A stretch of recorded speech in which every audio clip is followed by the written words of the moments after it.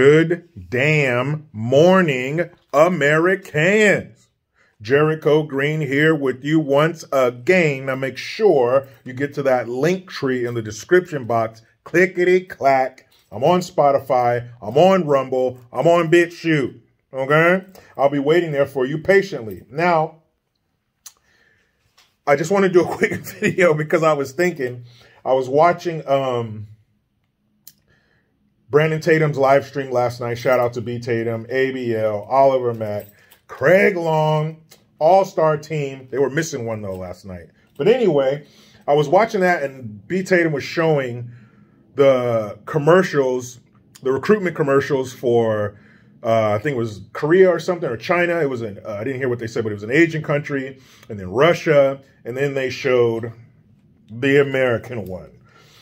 And the countries of the other two, or the two other countries' commercials, do what our recruitment commercials used to do. I remember in the early 2000s, it was the guy, man, what's his name? He was in Dead Presidents. He played the dude with one leg. But there's this actor, this black dude, has a great voice, and it was the few, the proud. Not, it wasn't. It was the Navy one. And man, you see those frogmen coming out of the water, jumping out of the planes, man, shooting all these guns. I was like, shit, let's go. And that's what the recruitment video is supposed to do. That's what those countries' videos did. They're breaking bricks over their head and shit, doing push-ups in the mud. And then the American one, which was a fucking cartoon. Yes, it was an animated commercial. And it was about this girl, and she was raising two moms. She went to protest and stuff. Hell no, we won't go.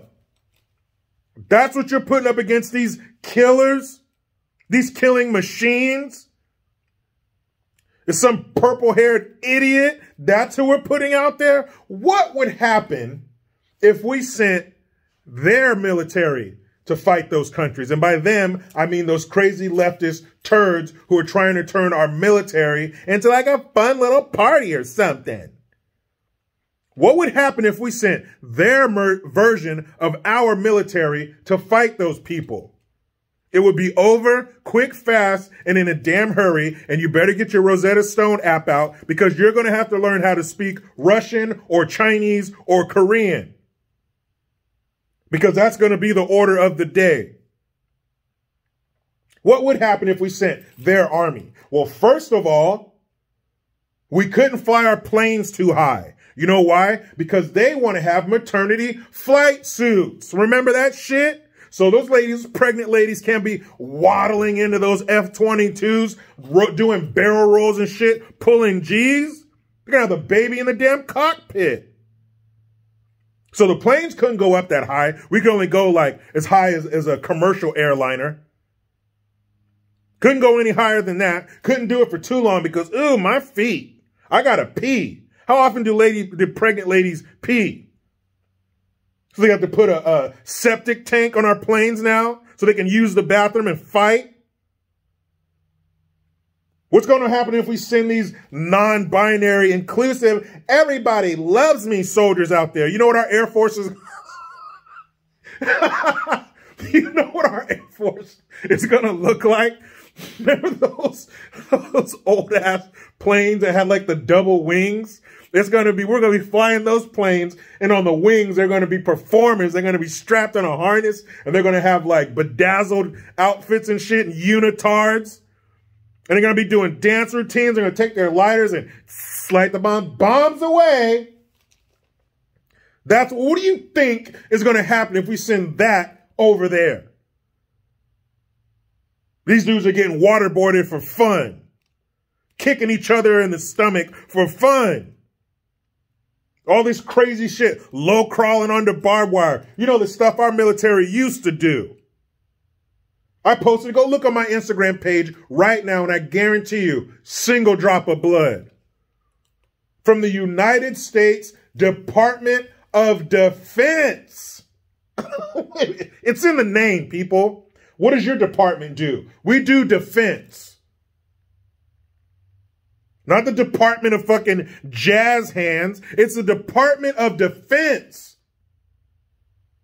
And they said inclusion and equality and diversity is a necessity. They didn't say it was an accessory. They said it was a necessity, like a pair of shoes versus oxygen. Diversity and inclusion are necessities in the United States military. Do me a favor. Get the fuck out of here with that. What are you talking about? It's not the department of making everybody feel good. It's defense. And how do you defend? You do that shit with guns and stuff. You can't worry about somebody snapping a non-binary nail off of their finger when they shoot. Ow, the end of that gun is hot. That's what would happen if we sent their version of our military over there.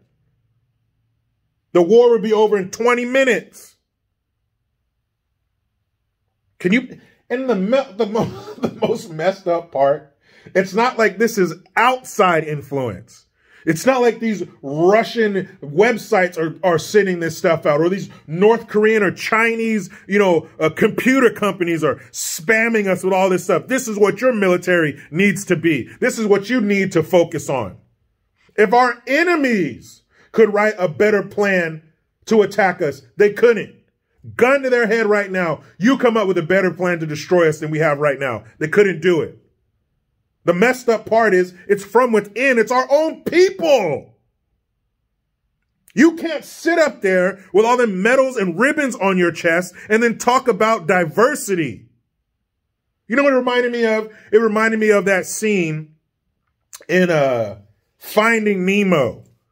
Remember when the sharks were at the Sharks Anonymous meeting and they were fighting their best to not be sharks?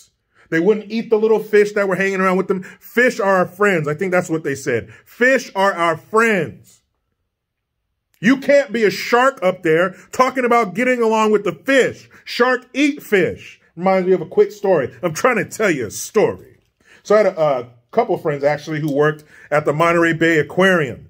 And they used to have this female great white shark in there. It was the first time they ever had a great white shark in captivity at the aquarium. And everybody came to look. And even though it was a baby, so to speak, this thing was huge. It was like 5 or 6 feet long. It was a big ass shark. And of course, it was going to get much bigger. And there's this big room in the aquarium, this big observation room where, man, I don't even know how the tank has to be 50, 60 feet tall. Got to be 75 feet long. Like the window is the giant, got to be one of the biggest damn fish tanks in the world. Huge. How cool would it be to be on the other side of this glass and have a great white shark swim right in front of you and really get the size and scope of that beautiful animal? Couldn't do it. Why? Because that shark sharked. She started eating the other fish in the tank, and these fish get fed better food than you can afford. All those 4 or 5-star restaurants down in Monterey with those big old scallops and the salmon and all that shit, the aquarium gets first dibs. Those fish are eating as good as you do when you go to the damn charter house. Look that shit up. So she's eating good, but she couldn't help it. Sharks are going to shark, and that's what she did. She started eating the other fish because sharks eat fish. Militaries kill people. They don't include them. They're not diverse. They don't pay for you to get something cut off or shoved inside and make a makeshift vagina out of. That's not what we do. Militaries are for training and killing and protecting. You're not going to send people over there who are recruited by a cartoon. I hope that they never, ever turn our military into that. And I don't think our military is being turned into that. I know people active duty in the military. I know that shit's not happening, but that's what they want to happen. It's a long game. You don't do that shit overnight. But this is where it starts. There's a guy out there, you probably heard him. His name is Michael Savage. He always says borders, language, culture. That's what they have to attack to take us down. And this is part of that. The language. They already took care of the border. The border ain't there. They give more shit about Ukraine's border than ours. Ukraine's border, 6,100 miles from here. Texas, Mexico, right there. 8,500 troops on theirs, 0 on ours. So fuck the border. The language. It's a necessity.